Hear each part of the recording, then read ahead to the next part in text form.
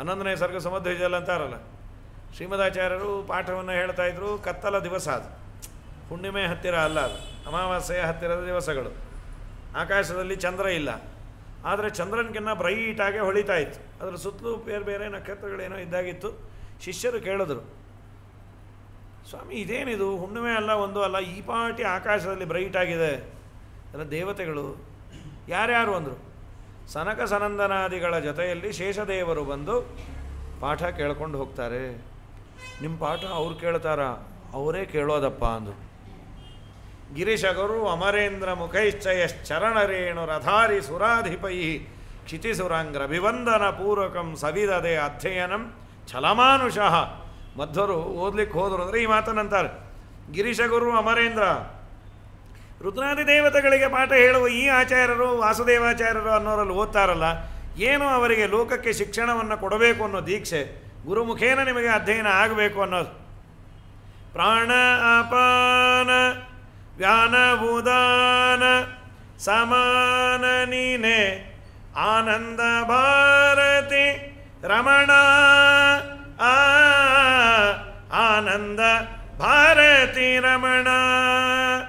ನೀನೇ ಶರ್ವಾದಿ ಗೀರ್ವಾಣಾದ್ಯರಿಗೆ ಜ್ಞಾನಧನ ಪಾಲಿಪವರೆಣ್ಯ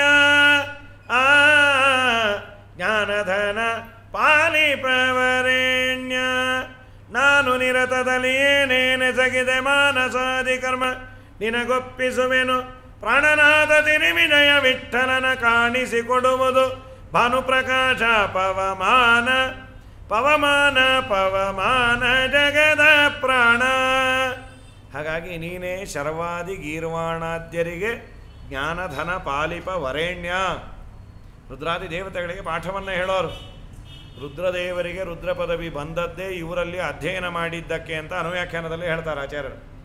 ಉಗ್ರತಪ ಅನ್ನುವ ಒಬ್ಬ ಜೀವ ರುದ್ರ ಪದವಿಗೆ ಯೋಗ್ಯ ಜೀವ. ವಾಯುದೇವರ ಪದವಿಗೆ ಬರುವವರಲ್ಲಿ ಓದಿದ್ದರಿಂದ ಅವರಿಗೆ ರುದ್ರ ಪದವಿ ಸ್ಯಾಂಕ್ಷನ್ ಆಯ್ತಂತೆ. ಕೃತ್ಯವಾಸನೆ ಹಿಂದೆ ನೀ 40 ಕಲ್ಪ ಸಮೀರನಲ್ಲಿ ಶಿಷ್ಯತ್ವ ವಹಿಸಿ ಅಖಿಳಾಗಮಾರ್ಥಗಳು ಓದಿ ಜಲಧಿಯೊಳು 10 ಕಲ್ಪವ ತಪವಗೈದಾದಿತ್ತರಳಗುತ್ತು ಮನೆನೆಸಿ ಪುರುಷೋತ್ತಮನ ಪರ್ಯಂಕ ಪದವೈದಿದೆಯೋ ಮಹಾದೇವ ಅಂತ ಜಗನ್ನಾಥದಾಸರು ಅಂತಾರೆ. ರುದ್ರದೇವರ ಬಗ್ಗೆ ಅನುವ್ಯಾಖ್ಯಾನದಲ್ಲಿ ಹೇಳಿದ್ದಾನೆ. ಅಂತೂ ರುದ್ರಾದಿ ದೇವತೆಗಳು ಆಚಾರ್ಯರ ಶಾಸ್ತ್ರ ತಲೆ ಒಳಗೆ ಇಟ್ಕೊಳ್ತಾರೆ. ಇನ್ನೂ ಒಂದು, ರುದ್ರದೇವರನ್ನು ಯಾಕೆ ಮೀರಿದ್ರು ಅಂದರೆ, ರುದ್ರದೇವರು ಪರಮಾತ್ಮನ ಪಾದೋದಕವನ್ನು ತಲೆ ಮೇಲೆ ಇಟ್ಟುಕೊಂಡ್ರೆ ನಮ್ಮ ಆಚಾರ್ಯರು ಪರಮಾತ್ಮನ ಪಾದದಲ್ಲೇ ತಲೆಯನ್ನು ಇಟ್ಟಿದ್ದಾರೆ. ಆದ್ದರಿಂದ ತೇಜಸ ಪ್ಯಲಮಧ ಕೃತ ಶರ್ವ ಅತ್ಯವರ್ತತ ನಿತಾಂತ ಮತಾಸೋ ಗಾಂಘಮೋಘ ಮಘನಾಶನ ಕೀರ್ತಿ ಅಂಥೇಳಿ. ಹೀಗಾಗಿ ವಾಯುದೇವರಿಗೆ ಎಂದೂ ಪರಮಾತ್ಮನ ವಿಯೋಗ ಅನ್ನೋದು ಇಲ್ಲೇ ಇಲ್ಲ. ಯಾವಾಗಲೂ ಅವರ ಪಾದಾರವಿಂದಗಳಲ್ಲಿ ವಾಯುದೇವರು ಬ್ರಹ್ಮದೇವರು, ವಾಯುದೇವರೇ ಬ್ರಹ್ಮ ಪದವಿಗೆ ಬರೋರು. ಆದ್ದರಿಂದ ಅವರನ್ನು ವಿಖನ ಸಾರ್ಚಿತ ವಿಶ್ವಗುಪ್ತಯೇ, ಅವರನ್ನು ನಾವು ವರವನ್ನು ತಗೊಂಡ್ರೆ, ಅವರಿಂದ ಪ್ರಾರ್ಥನೆಯನ್ನು ಮಾಡಿದ್ರೆ, ಅವರನ್ನು ಗಟ್ಟಿಯಾಗಿ ಹಿಡಿದ್ರೆ ದೇವರನ್ನು ಅವರು ತೋರಿಸಿಕೊಡ್ತಾರೆ. ಯಾಕೆಂದರೆ ಎಲ್ಲೋ ಕರ್ಕೊಂಡು ಹೋಗೋದು ಬೇಕಾಗಿಲ್ಲ, ತಮ್ಮೊಳಗೆ ಇದ್ದಾನೆ. ಅವನನ್ನು ಆಚೆ ಬಾ ಇವನಿಗೆ ಕಾಣು ಅಂದರೆ ಕಾಣಿಸ್ತಾನೆ. ಆದರೆ ಇವರನ್ನು ಗಟ್ಟಿಯಾಗಿ ಹಿಡ್ಕೋಬೇಕು. ವಾಯುದೇವರನ್ನು ಗಟ್ಟಿಯಾಗಿ ಹಿಡಿದ್ರೆ, ಸ್ವಾಮಿ ನಿಮ್ಮ ಅಪ್ಪ ಅಮ್ಮ ನೀನೇ ತೋರಿಸೋ, ಮಾತರ್ಮೇ ಮಾತರಿಶ್ವನ್ ಪಿತರತುಲಗುರೋ ಭ್ರಾತಃ ಇಷ್ಟಃ ಆಪ್ತಃ ಬಂಧೋ ಸ್ವಾಮಿನ್ ಸರ್ವಾಂತರಾತ್ಮನ್ ಅಜರ ಜರಯಿತರ್ಜನ್ಮ ಮೃತ್ಯ ಮಯಾನಾಂ ಗೋವಿಂದೇ ದೇಹಿ ಭಕ್ತಿಂ. ಅದನ್ನು ಮಾತನ್ನು ಇದು ನಮಗೆ ಗೋಪಿಕಾಸ್ತ್ರೀಯರು ಕೃಷ್ಣನ ಬೇಡಿದ್ರು. ನಾವು ವಿಕನಸಾರ್ಚಿತೋ ವಿಶ್ವಗುಪ್ತಯೇ ಸಕವುದೇವಾನ್ ಸಾತ್ವದಾಂಕುಲೆ. ಬ್ರಹ್ಮದೇವರ ಪ್ರಾರ್ಥನೆಯಿಂದಾಗಿ ಯಶೋದಾನಂದನ ಮನೆಯಲ್ಲಿ ಕೃಷ್ಣ ಬಂದ. ಹಾಗಾದರೆ ನಮ್ಮ ಈ ಮನೆಗೆ ದೇವರು ಬರಬೇಕು. ನಮ್ಮ ಮನೆ ಅಂದರೆ ಇಟ್ಟಿಗೆಯಿಂದ ಕಟ್ಟಿದ ಮನೆ ಅಲ್ಲ, ನಿಜವಾದ ಮನೆ. ಈ ಮನೆಗೆ ದೇವರು ಬರಬೇಕು. ಈ ಮನೆಗೆ ದೇವರು ಬರಬೇಕು ಅಂದರೆ ಬ್ರಹ್ಮದೇವರು ದೇವರಿಗೆ ಹೇಳಬೇಕು, ಆ ಮನೆಗೆ ನೀನು ಹೋಗು. ಇದ್ದೇ ಇದನ್ನು ಹೋಗೋದು ಬೇಕಾಗಿಲ್ಲ. ಇದ್ದ ದೇವರು ಕಾಣಬೇಕಾದ್ರೆ ಈ ವಾಯುದೇವರ ಶಾಸ್ತ್ರವನ್ನು ಗಟ್ಟಿಯಾಗಿ ಹಿಡಿದ್ರೆ ಆ ವಾಯುದೇವರು ಇದ್ದ ದೇವರನ್ನು ಕಾಣುವಂತೆ ಮಾಡಿಕೊಡ್ತಾರೆ ಅಂಥೇಳಿ ಆ ಗೋಪಿಕಾಸ್ತ್ರೀಯರ ಪ್ರಾರ್ಥನೆಯನ್ನು ನಮ್ಮ ಪ್ರಾರ್ಥನೆಗೆ ಇಟ್ಕೊಳ್ಬೇಕು. ಇದಾದ ಮೇಲೆ ಸ್ವಾಮಿ ನಿನ್ನನ್ನು ಯಾಕೆ ಬೇಡಲಿಕ್ಕೆ ಬರ್ತಾ ಇದ್ದೀವಿ ಗೊತ್ತಾ? ನಿಮಗೇನು ನನ್ನನ್ನು ಬಿಟ್ಟುಬಿಡ್ರಿ, ಸುಮ್ಮನೆ ನನ್ನ ಕಾಳಜಿ ಕಟ್ಕೊಂಡು ಏನು ಮಾಡ್ತೀರಿ? ಇಲ್ಲ ಸ್ವಾಮಿ, ಭಯವೋ? ಯಾವ ಭಯ ಅಂದರು? ಸಂಸಾರದ ಭಯ ಸ್ವಾಮಿ. ವಿರಚಿತ ಭಯಂ ವೃಷ್ಟಿವರಿಯತೆ ಶರಣಮೀಯುಷಾಂ ಸಂಸ್ರತೇರ್ಭಯಾತ್ ಕರಸರೋರುಹಂ ಕಾಂತಕಾಮದಂ ಶಿರಸಿ ದೇಹಿನಃ ಶ್ರೀಕರಗ್ರಹಂ. ನಮ್ಮಪ್ಪ ವಿರಚಿತಾಭಯಂ ಏನ, ನಿನ್ನಿಂದ ನಮ್ಮ ಭಯ ಎಲ್ಲ ದೂರ ಆಗತ್ತೆ, ಆದ್ದರಿಂದ ನಿನ್ನ ಹತ್ರ ಬಂದಿದ್ದೀವಿ. ಹೇ ವೃಷ್ಣಿವರ್ಯ, ವೃಷ್ಣಿ ಕುಲೋತ್ಪನ್ನನಾದ ಭಗವಂತ, ನಿನ್ನನ್ನು ಶರಣಮೀಯುಷಾಂ ಸಂಸ್ರತೇರ್ಭ, ಯಾರು ಶರಣಾಗತರೋ ಅವರ ಸಂಸಾರದ ಭಯವನ್ನು ದೂರ ಮಾಡ್ತಿ. ನಿಮಗೇನಂಥದ್ದು ಭಯ? ಸಂಸಾರವೇ ಭಯ, ಅದರಲ್ಲಿ ಸಣ್ಣ ಪುಟ್ಟ 108 ಭಯ. ಸಂಸಾರವೇ ನಾನಾ ಸಮಸ್ಯೆಯ ಕೂಪ, ಒಂದ ಎರಡ ಸಂಸಾರದಲ್ಲಿ, ಒಂದಲ್ಲ ಎರಡಲ್ಲ, ನೊಂದ ಜೀವಕ್ಕೆ ದುಃಖ, ಒಂದೊಂದು ಕ್ಷಣಕ್ಕೆ ಅನಂತ ದುಃಖ ಅಂತ. ಸಂಸಾರ ತುಂಬ ಸಮಸ್ಯಾತ್ಮಕವಾದದ್ದು. ಒಂದೊಂದು ಏಜಿನಲ್ಲಿ ಒಂದೊಂದು ಥರ, ಇದ್ದಿದ್ದರಲ್ಲಿ ಸ್ವಲ್ಪ ತಾರುಣ್ಯಾವಸ್ಥೆ ಇದ್ದಾಗ ಸ್ವಲ್ಪ ವಾಸಿ, ಬಾಲ್ಯಾವಸ್ಥೆಯಲ್ಲಿ ಒಂದು ಶ್ರಮ, ವೃದ್ಧಾಪ್ಯದಲ್ಲಿ ನಾನಾ ತರಹದ ಸಮಸ್ಯೆಗಳು. ವೃದ್ಧಾಪ್ಯ ಬಂದಿರತ್ತೆ, ಕೈಲಾಗೋದಿಲ್ಲ, ಪರಾಧೀನತೆ, ಆಗ ನಮ್ಮ ಮಾತು ಯಾರೂ ಕೇಳ್ತಾ ಇರಲ್ಲ, ಕೇಳಿದ್ರು ನಮ್ಮ ಮಾತು ಕೇಳ್ತಾ ಇಲ್ಲ ಅಂತ ಇವ್ರಿಗೆ ಅನ್ನಿಸ್ತಾ ಇರತ್ತೆ. ಪ್ರತಿಯೊಂದು ಮಾತು ಕೇಳಲಿ ಅಂತ ಅವರು ಕೇಳಿದ್ದೀವಿ ಅಂತ ಇವ್ರಿಗೆ ಹೇಳಿದ್ರು ಇವರು ಕೇಳೋ ಥರ ಕಿವಿ ಇರಲ್ಲ. ಒಂದೊಂದಲ್ಲ, ಸಂಸಾರ ನಾನಾ ತರಹದ ಸಮಸ್ಯೆ. ಏನೋ ಇದ್ದಿದ್ದರಲ್ಲಿ ಸ್ವಲ್ಪ ಸಮಸ್ಯೆಗಳು ಕಮ್ಮಿ ಇದ್ದರೆ ನಿಜವಾಗಲೂ ನಾವೇ ಪುಣ್ಯವಂತರು. ಏನೋ ಒಂದಿಷ್ಟು ದೇವರ ಪೂಜೆಯನ್ನು ಮಾಡಿ ದೇವರಿಗೆ ನಿವೇದಿತವಾದ ಅನ್ನ ಆಹಾರವನ್ನು ತಗೊಳ್ತೇವೆ, ನಿತ್ಯದಲ್ಲಿ ಒಂದಿಷ್ಟು ದೇವರ ಕಥೆಯನ್ನು ಶ್ರವಣ ಮಾಡ್ತೇವೆ, ನಮ್ಮ ಕೈಲಾದ ಪಾರಾಯಣ ಮಾಡ್ತಾ ಇದ್ದೇವೆ ಅಂದರೆ ಇದೊಂದು ದೇವರದು ಕೊಟ್ಟ ದೊಡ್ಡ ಭಾಗ್ಯ ಅಂತಾನೆ ತಿಳಿಬೇಕು. ಯಾವುದನ್ನೂ ಕೊಡೋದು ಎರಡು ರೀತಿಯಿಂದ ಸಮಸ್ಯೆ ಇದೆ. ಬಡತನ ಒಂದೇ ಸಮಸ್ಯೆ ಅಲ್ಲ, ತುಂಬ ಶ್ರೀಮಂತಿಕೆ ಆಯಿತು ಅಂದರೂ ದೇವರಿಂದ ದೂರ ಆಗಿಬಿಡ್ತೇವೆ. ತುಂಬ ಹೈ ಸೊಸೈಟಿ, ಹೈ ಲೆವೆಲ್ಲು, ಅವನು ಸಿಕ್ಕಾಪಟ್ಟೆ ಸಾವಿರಾರು ಕೋಟಿ ಅವನಿಗಿದೆ ಅಂದರೆ ಅವನಿಗೆ ಈಗೋ ಈ ಸುಮ್ಮನೆ ಈ ಆಚಾರವಂತ ಮಂದಿನೆಲ್ಲ ಕಟ್ಕೊಂಬೋದು ತ್ರಾಸು. ಸುಮ್ಮನೆ ಅವರೆಲ್ಲ ಮಡಿ ಅಂತಾರೆ, ಆಚಾರ ಅಂತಾರೆ, ಆ ಮಠಕ್ಕೆ ಬಾ, ಈ ಮಠಕ್ಕೆ ಬಾ, ಹಾಕ್ಕೊಂಡು ಪ್ಯಾಂಟ್ ಬಿಚ್ಚು ಅಂತಾರೆ. ಇದೆಲ್ಲ ನಾ ಬಿಚ್ಚ ಇಲ್ಲ, ಕರ್ಣಕುಂಡಲ ಇದ್ದಾಗ. ಹೀಗಾಗಿ ಈ ಎಲ್ಲ ಸಮಸ್ಯೆಗಳು ಅದೆಲ್ಲ ಬೇಡ ಬೇಡ. ಹೈ ಫೈ ಸೊಸೈಟಿ ಇರುತ್ತೆ, ಅದು ಏನದು ತುಂಬ ಚೆನ್ನಾಗಿ ready food and delicious food, ಅದು ಏನದು ಹಾಯ್ ಅಂತಿರುತ್ತೆ, ಅದನ್ನು ತೊಗೊಂಡ್ರೆ ಯಾರಿಗೂ ಗೊತ್ತೂ ಆಗಲ್ಲ. ಹೀಗೆ ದೇವರಿಂದ ದೂರ ಆಗಲಿಕ್ಕೆ ಬಡತನ ಒಂದೇ ಅಂತಲ್ಲ, ಅತಿ ಶ್ರೀಮಂತಿಕೆಯನ್ನು ದೇವರು ಕೊಟ್ಟ ಅಂದರೆ ಸಹಜವ. ಒಂದು ದೃಷ್ಟಿಯಲ್ಲಿ ತುಂಬ ಶ್ರೀಮಂತಿಕೆ ದೇವರನ್ನು ನಮ್ಮಿಂದ ತುಂಬ ದೂರ ಮಾಡಿಬಿಡತ್ತೆ. ಸ್ವಲ್ಪ ಬಡತನ ಇದ್ದರೆ ತಗ್ಗಿ ಬಗ್ಗಿ ಇರ್ತೀವ ಅಂತ ಕುಂತಿದ್ದೇವೆ, ಅದಕ್ಕೆ ಕೇಳೋದು ನಮಗೆ ಶ್ರೀಮಂತಿಕೆ ಬೇಡ ಮಾರಾಯ ಅಂತ. ಇಡೀ ಭಾರತ ದೇಶದ ಶ್ರೀಮಂತಿಕೆಯನ್ನು ನಿನಗೆ ಶತ್ರುಗಳೇ ಇಲ್ಲ, ಎಲ್ಲ ಕೊಟ್ಟೇನತ್ತೆ, ನೀನು ಸುಖವಾಗಿ ಇರು ಅಂದರೆ ನಮ್ಮಪ್ಪ ನನ್ನ ಜೊತೆ ನೀನು ವಿಪತ್ತಿದ್ದಾಗ ಮಾತ್ರ ಇರೋದಾದರೆ ವಿಪದ ಸಂತು ನ ಶಶ್ವತೆ ತತ್ರ ತತ್ರ ಜಗತ್ಪತೆ ಭವತೋ ದರ್ಶನಂ ಯಸ್ಯಾತ್ ಅಪುನರ್ಭವ ದರ್ಶನಂ. ಕೃಷ್ಣ, ನಮಗೆ ನೀನು ಬೇಕಪ್ಪ, ನಿನ್ನ ದರ್ಶನ ಬೇಕು. ನೀನಿವತ್ತು ಹೇಳಿದೆ ದುರ್ಯೋಧನ ಇಲ್ಲ, ಎಲ್ಲ ನಾಶ ಆದರು, ನಿಮಗೆ ಯಾರೂ ಶತ್ರುಗಳಿಲ್ಲ, ನಿಮಗೆ ರಾಜ್ಯ ಇದೆ, ನಿಷ್ಕಂಟಕವಾಗಿ ರಾಜ್ಯವನ್ನು ನಿಮ್ಮ ಮಕ್ಕಳು ಆಳ್ತಾರೆ, ನೋಡ್ಕೊಳ್ತಾರೆ, ಎಲ್ಲ ಸರಿ. ಆದರೆ ನೀನು ಮೈನಸ್ ಈ ಸಂಪತ್ತು, ಅದು ವಿಪತ್ತು ಅಂದು. ಕೃಷ್ಣ ಇದ್ದರೆ ಸಂಪತ್ತಿಗೆ ಮೆರಗು, ಕೃಷ್ಣನೇ ಇಲ್ಲದ ಸಂಪತ್ತು ಕಟ್ಕೊಂಡು ಏನು ಮಾಡಬೇಕು? ಹಾಗಾದರೆ ಇದ್ದ ಸಂಪತ್ತು ಕೃಷ್ಣನಿಗೆ ವಿನಿಯೋಗ ಆಗಲಿಲ್ಲ ಅಂದರೆ ಅದು ದೊಡ್ಡ ವಿಪತ್ತೆ, ದುರ್ದೈವವೇ ಅದು. ಬೇಕಾದಷ್ಟು ಬಂತು, ಏನು ಸದ್ವಿನಿಯೋಗ ಮಾಡ್ತೀರಿ? ಏನೋ ಚೂರೋಪಾರೋ ಯಾವುದಕ್ಕೋ ಕೊಡ್ತೇನೆ ಅಲ್ಲ. ಅಫ್ಕೋರ್ಸ್ ಅವನು ಮಠಕ್ಕೆ ಕೊಡ್ಬೋದು, ಛತ್ರಕ್ಕೆ ಕೊಡ್ಬೋದು, ಆರಾಧನೆಗೆ ಕೊಡ್ಬೋದು, ಅದು ಒಂದು ಹೌದು. ಆದರೆ ನಿನ್ನ ಆಚರಣೆ ನಿಂತೋಯ್ತಲ್ಲ. ನೀನು ದಿನ ಸ್ನಾನ ಮಾಡಿ ಶಾಲಿಗ್ರಾಮವನ್ನು ಮುಟ್ತೀಯ, ನೀನು ಪೂಜೆಯನ್ನು ಮಾಡ್ತೀಯ. ಇಲ್ಲ ರೀ, I won't have time, that's why ನಾನು 3-4 ಜನ ಪ್ರೀಸ್ಟ್ಗಳನ್ನು ಇಟ್ಬಿಟ್ಟಿದ್ದೀನಿ. ಬೆಳಗ್ಗೆ ಒಬ್ಬ ಪೂಜೆ ಮಾಡ್ತಾನೆ, ಮಧ್ಯಾಹ್ನ ಒಬ್ಬ ಪೂಜೆ ಮಾಡ್ತಾನೆ, ಸಾಯಂಕಾಲ ಎಲ್ಲರನ್ನೂ ಕರೆದು ನಾ ಪೂಜೆ ಮಾಡ್ತೀನಿ ಅವ್ರಿಗೆ. ದಿನ ಹೀಗೆ ಮಾಡಿದ್ರೆ ಹೇಗೆ ಅಂತ. ಏನಿದು ಕರ್ಮ ಅಂತಾನೆ ದೇವರು. ಹಾಗಾಗಿ ಸ್ವಾಮಿ, ಸಂಸಾರದ ನಾನಾ ತರಹದ ಭಯ, ಒಂದಲ್ಲ ನಾನಾ ತರಹದ ಭಯ, ಒಬ್ಬೊಬ್ಬರಿಗೆ ಒಂದೊಂದು ಸಮಸ್ಯೆ ಇದೆ. ಅಂತೂ ಈ ಸಮಸ್ಯೆಗಳಿಂದ ಅಂತತೋಗತ್ವ ಆಗೋದೇನು ಅಂದರೆ ಸಾಧನೆ ಇಲ್ಲ ಅನ್ನೋದೇ. ಬೇರೆ ಇನ್ನೇನು, ಸಮಸ್ಯೆಯಿಂದ ಊಟ ಬಿಡೋದಿಲ್ಲ, ತಿಂಡಿ ಬಿಡೋದಿಲ್ಲ. ಈ ಊಟ ತಿಂಡಿಯನ್ನು ನಾವು ಬಿಟ್ಟರು ಸರ್ಕಾರ ಬಿಡೋದಿಲ್ಲ.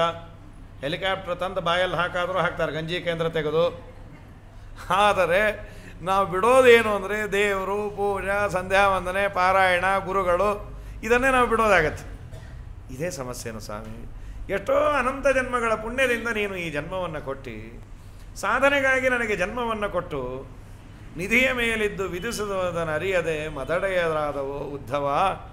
ಆ ಗೋಪಿಕಾಸ್ತ್ರೀಯರಂತಾರೆ, ಮನೆ ಕೆಳಗೆ ಕೋಟಿ ರೂಪಾಯಿಯನ್ನು ಇಟ್ಟುಕೊಂಡು ದಿನಾ ನಾಲ್ಕಾಣಿಗಾಗಿ ಭಿಕ್ಷೆ ಬೇಡುವಂತಹ ದೌರ್ಭಾಗ್ಯ ನಮ್ಮದಾಗೋಯಿತು. ನಿಧಿಯ ಮೇಲಿದ್ದು ವಿಧಿಸುವುದನ್ನು ಅರಿಯದೆ ಮದಡೆಯರಾದವೋ ಉದ್ಧವ. ಮದನ ನಾಟಕ್ಕೆ ಸಿಲುಕಿ ಒಂದು ಮಹಿಮೆಯನ್ನು ತಿಳಿಯದೆ ಹೋದೆವೋ ಉದ್ಧವ. ಎಂಥ ಕೆಲಸ ಮಾಡಿದ್ವಿ. ಸರ್ವೋತ್ತಮನಾದ ದೇವರು ನೀನಿದ್ದಾಗ ನಿನ್ನನ್ನು ವಿಟಪುರುಷ ಅಂತ ನಾವು ತಿಳಿದವಲ್ಲ. ಇದೇ ಗೋಪಿಕೆಯರು ಉದ್ಗಾರವನ್ನು ತೆಗಿತಾರೆ. ಎಂತ ಮಾತಾಡ್ಬಿಟ್ವಿ. ಹೌದು, ಅಹಂಕಾರದಿಂದ ದೇವರನ್ನು ಏನೇನೋ ಅಂದ್ವಿ. ಚೊಕ್ಕನಾದ ನಿತ್ಯ ತೃಪ್ತನಿಗೆ ಬೆಣ್ಣೆ ಕಳುಹ ನಿಕ್ಕಿದೆವಲ್ಲವೋ ಉದ್ಧವ. ಸಿಕ್ಕಿಸಿಕೊಂಡು ರಾಸಕ್ರೀಡೆಯೊಳವಗೆ ಸೊಕ್ಕಿ ನುಕ್ತಿಯ ನುಡಿದೆವೋ ಉದ್ಧವ. ಕಕ್ಕುಲಾತಿಲಿ ಕಾಮಾಸಕ್ತರಿಗಿವ ದಕ್ಕಿದನೆಂದಿದ್ದೆವೋ ಉದ್ಧವ.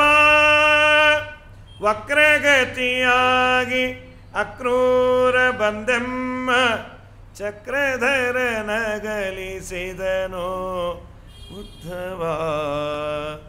ನಾಳೆ ಬರುತ್ತೇನೆಂದು ಹೇಳಿ ಮಧುರೆಗೆ ಹೋಗಿ ಬಹಳ ದಿನವಾಯಿತಲ್ಲೋ ಉದ್ಧವ. ಸ್ವಾಮಿ, ನೀನು ಜೊತೆಯಲ್ಲೇ ಇದ್ದರೂ ನಿನ್ನನ್ನೇ ಕಳ್ಳ ಚೋರ ಜಾರ ಅಂಥೇಳಿ ರಾಸಕ್ರೀಡೆಗೆ ನಮ್ಮ ಅನಿವಾರ್ಯತೆಗಾಗಿ ನೀನು ಪ್ರತ್ಯಕ್ಷನಾದರೆ ನಮಗೆ ಅನುಗ್ರಹ ಮಾಡಬೇಕು ಅಂದರೆ ನಾವಿಲ್ಲದೆ ಅವನಿಗೆ ಇರಲಿಕ್ಕಾಗಲ್ಲ ಅಂತ ಸೊಕ್ಕಿನುಕ್ತಿಯ ನುಡಿದೆವೋ. ಕಕ್ಕುಲಾತಿಲಿ ಕಾಮಾಸಕ್ತರಿಗೆ, ಕಕ್ಕುಲಾತಿ ಅಂದರೆ ಗತಿ ಇಲ್ಲದೆ ಬರ್ತಾನೆ ರೀ ನಮ್ಮ ಹತ್ರ ಅಂತೀವಲ್ಲ. ಅವ್ರು ಯಾಟು ಊಟಕ್ಕೆ ಬರ್ತಾನೆ, ಎಲ್ಲೂ ಗತಿ ಇಲ್ಲ ಅದಕ್ಕೆ ಬಂದರು. ಹಾಗೆ ಅನ್ಕೊಂಬಿಟ್ವಿ. ಕಕ್ಕುಲಾತಿ ಅನ್ನೋ ಪದಕ್ಕೆ ಅದು ನಾವು ನಮ್ಮ ಭ್ರಮೆಯಿಂದ ಹೀಗೆ ಅಂದ್ಕೊಂಡ್ವಿ. ತಪ್ಪು ತಿಳುವಳಿಕೆ ನಿನ್ನ ಬಗ್ಗೆ. ನಮ್ಮಪ್ಪ ಈಗಾದರೂ ಬಾರೋ. ಅದಕ್ಕಂದ್ರು ವಿರಚಿತ ಭಯಂ ವೃಷ್ಣಿವರ್ಯತೆ ಶರಣಮೀಯುಷಾಂ ಸಂಸ್ರತೇರ್ಭಯಾತ್.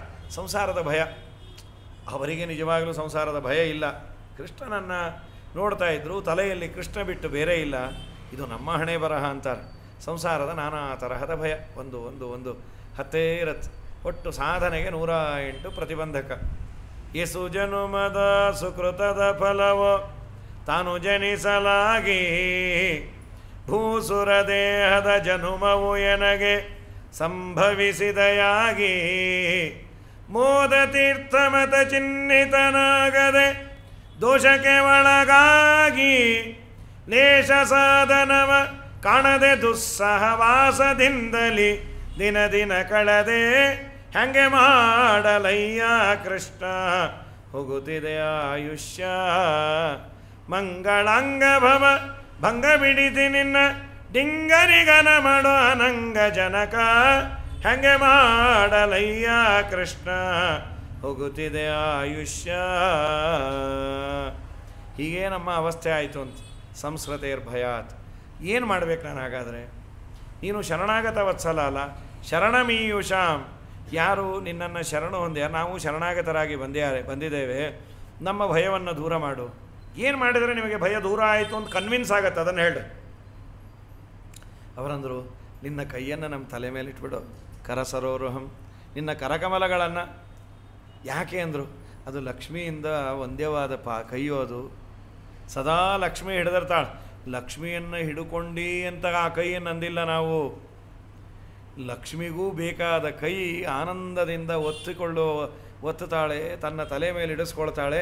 ಅಂಥ ಕೈಯನ್ನು ಯಾವ್ಯಾವುದೋ ಕೈ ತೋರಿಸಿ ನಿಮಗೆ ಅಭಯ ಕೊಡುವ ಕೈ, ಈ ಸಲ ನೀವು ನಮ್ಮ ಕೈ ಕೊಡ್ರಿ, ಆಮೇಲೆ ನಿಮಗೆ ಕೈ ಕೊಡ್ತಾನೆ ಇರ್ತೀವಿ ಅಂತ. ಸರ್ವೋತ್ತಮನಾದ ದೇವರ ಕೈ ಅದು. ಶ್ರೀಮದ್ ಆನಂದತೀರ್ಥ ಭಗವತ್ಪಾದರ ಕೈಯನ್ನು ಸುಮ್ಮನೆ ಹೀಗೆ ಮಾಡಿದರೆ ಸತ್ಯತೀರ್ಥರು ಬೆಳಗ್ಗೆಯಿಂದ ಸಾಯಂಕಾಲದವರೆಗೂ ಆಚಾರ್ಯರ ಹಿಂದೆ ಬಂದು, ಸಾಯಂಕಾಲ ಸೂರ್ಯಾಸ್ತ ಆಗೋ ಸಮಯ, ಆ ಕಡೆ ಆಚಾರು ಕಳೆದು ಹೋದರು, ಈ ಕಡೆ ಸಾವಿರಾರು ಮೈಲಿ ಬಂದುಬಿಟ್ಯಾರ. ಏನು ಮಾಡೋದಪ್ಪ, ಇನ್ನೇನು ಗತಿ? ಮಧ್ಯದಲ್ಲಿ ನಾನು ಏನಾದರೂ ಕೃಷ್ಣಾರ್ಪಣೆ ಆಗಿಬಿಟ್ರೆ ನಾ ಇದ್ದಿದ್ದು ಹೋಗಿದ್ದು ಗೊತ್ತಾಗಲ್ಲಲ್ಲ, ಏನು ಮಾಡಲಿ? ಮಧ್ವರೇ ನೀವೇ ಗತಿ ಎಂದರು. ವೇದವ್ಯಾಸ ದೇವರನ್ನು ನೋಡ್ಲಿಕ್ಕೆ ಹೊರಟಾಗ ಸತ್ಯತೀರ್ಥರು ಆಚಾರ್ಯರನ್ನು ಹಿಂಬಾಲಿಸ್ಬಿಟ್ರು. ಮೊದಲು ಆಚಾರ್ಯರಿಗೂ ಸತ್ಯತೀರ್ಥರಿಗೂ ಡಿಸ್ಟೆನ್ಸು ಸ್ವಲ್ಪ ಇತ್ತು. ಆಮೇಲೆ ಆಚಾರ್ಯರು ಮೊದಲನೇ ಕಾಲು ಬೆಂಗಳೂರು, ಎರಡನೇ ಕಾಲು ತುಮಕೂರು, ಮೂರನೇ ಕಾಲು ಪೂನಾಕಿಟ್ರು.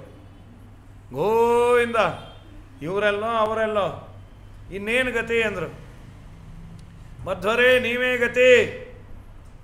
ಅನಿವೃತ್ತ ವಪುಷ ಗುರುಣಾರತ್ ಪಾಣಿನಾಖ್ಯಭಿನಯೇನ ಸುನುನ್ನಃ ತ್ರಸ್ತಧೀರತಿಯೋ ಸಮುಹೂರ್ತ ತದ್ದಿನೋಪಗತ ಮಾರ್ಗಂ ಅಶೇಷಂ.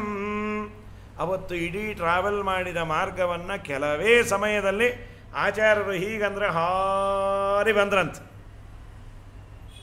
ಹಾರಿ ಬಂದಮೇಲೆ ಮತ್ತೆ ಲ್ಯಾಂಡ್ ಆಗಬೇಕಾದ್ರೆ ಧೊಪ್ಪಂತ ಬಿದ್ದರೆ ಕಷ್ಟ ಅಲ್ಲ.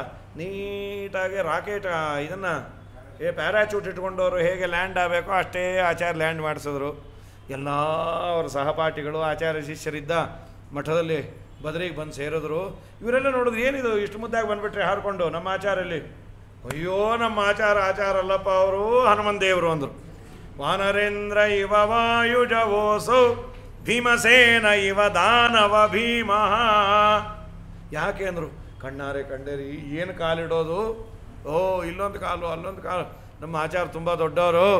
ಅವ್ರು ಹೀಗಂದ್ರು, ನಾ ಇಲ್ಲಿ ಬಂದೆ. ದೊಡ್ಡವರು ಹೀಗೆ ಕೈ ಮಾಡಿದ್ರೆ ದೊಡ್ಡವರು ಒಂಚೂರು ಮಂತ್ರಾಕ್ಷತೆಯನ್ನು, ಇವತ್ತು ಆಚಾರ್ಯರ ಪರಂಪರೆಯಲ್ಲಿ ಬಂದ ಜ್ಞಾನಿಗಳು ಕೊಡುವ ಆ ಮಂತ್ರಾಕ್ಷತೆಯಿಂದ ನಮ್ಮ ಕೆಲಸ ಬಗೆಹರಿಯತ್ತೆ, ನಮಗಿದ್ದ ತಲೆಬಿಸಿಗಳೆಲ್ಲ ದೂರ ಆಗತ್ತೆ. ಅಂದರೆ ಸರ್ವೋತ್ತಮನಾದ ಕೈ ಶ್ರೀಕರಗ್ರಹಂ, ಲಕ್ಷ್ಮಿಯ ಕರವನ್ನು ಹಿಡಿದ, ಲಕ್ಷ್ಮೀ ಕೈ ಹಿಡಿದದ್ದಕ್ಕೆ ಆ ಲಕ್ಷ್ಮೀದೇವಿಯ ಭಾಗ್ಯ ಅದು. ಅಂಥ ಕೈ ನಮ್ಮ ತಲೆ ಮೇಲೆ ಇಟ್ಟು ನೀನಿಟ್ಟಿ ಅಂತಂದರೆ ಮುಗಿದೋಯ್ತು. ಕಣ್ಣಿಂದ ನೋಡು, ಇಲ್ಲ ಕೈಯನ್ನು ಇಡೋ ನಮ್ಮಪ್ಪ